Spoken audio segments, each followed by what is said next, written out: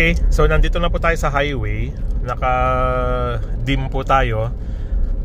Pasensya na sa maaabutan, pero itatry lang po natin kung masisilaw sila dito sa fog light natin. Okay, so naka-dim, then magfa-fog light po ako. Okay, so nakita nyo po yung difference. So makikita po natin yung mga yan kung talagang nakakasilaw siya, magre-react tong mga kasalubong natin. Pero so far so good naman po. Hindi sila nagre-react. So ibig sabihin maganda po yung setting. Hindi po siya nakakasilaw. Kasi sa CRV po talagang nagre-react yung mga kasalubong. Pero test pa rin po natin pag nag-react yung mga kasalubong natin. So far sa mga nakasalubong natin wala pa pong nag-react. Okay, pati truck wala po. Wala din. So parang pwede rin siyang gamitin, pero hindi po advisable, lalo na kung hindi naman po ganun kahirap yung visibility. So far so good po, wala pong nagre-reklamo. Okay, so yan po ang ating upgrade ng Cobra fog light para sa ating Jimny JB74. Okay, salamat po and magandang gabi sa lahat. Okay, so nakarating na po tayo dito sa destination natin. Then final testing bago ko po i-share sa YouTube. Okay, so yan po, naka-park light na lang, then fog light. Okay, thank you Jag Audio. Napakagandang fog light. Okay,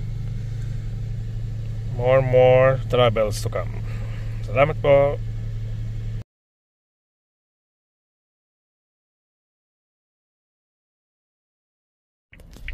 Okay, so dito pa tayo nakaparada.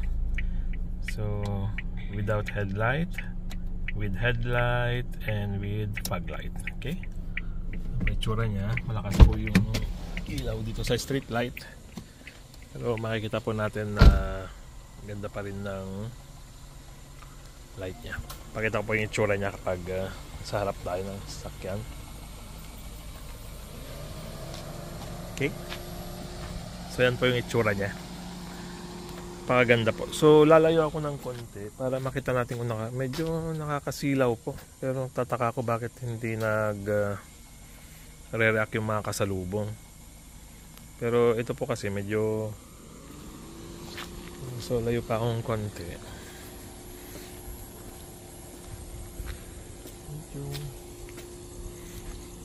Nandito po ako, medyo nakakasilaw siya.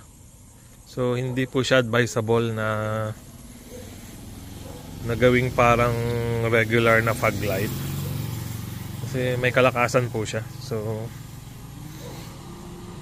siguro hindi lang ayaw lang mag-react ng mga nakasalubong kanina. Pero ganda po niya. Sa bundok po napakaganda nito. Okay, so ang ating update sa ating bagong lagay na fog lamp ng Jimny. Okay,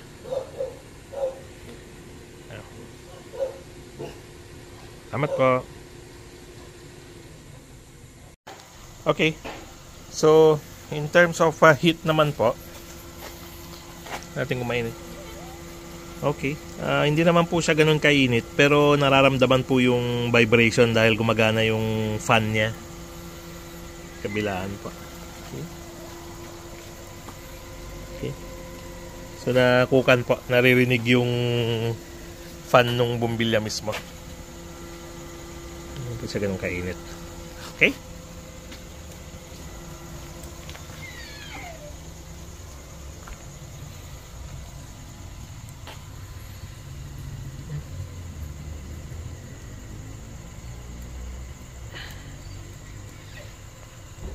hello.